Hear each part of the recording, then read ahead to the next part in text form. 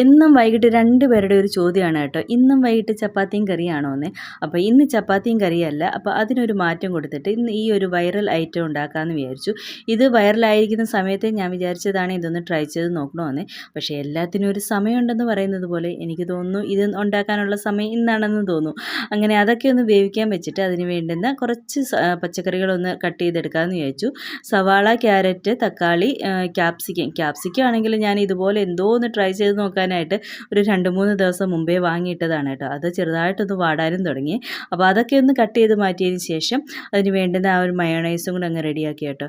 Chicken നിങ്ങൾ വേവിക്കാൻ വെക്കുന്ന സമയത്ത് ഉപ്പും മഞ്ഞപ്പൊടിയും ചേർത്ത് അരമണിക്കൂറെങ്കിലും വെച്ചേക്കണം കേട്ടോ. അല്ലാന്നുണ്ടെങ്കിൽ ചിക്കനിന് ഉപ്പൊന്നും പിടിക്കില്ല കേട്ടോ. അങ്ങനെ ചിക്കനൊക്കെ ഒന്ന് ചോപ്പ് എഴുതെടുത്തതിന് ശേഷം ആ ഒരു വെജിറ്റബിൾ കട്ട് ചെയ്തതിലേക്ക് ആ ഒരു മയോണൈസും ഒക്കെ ചേർത്ത് നന്നായിട്ട് അങ്ങ് മിക്സ് ചെയ്ത് മാറ്റി വെച്ചേ.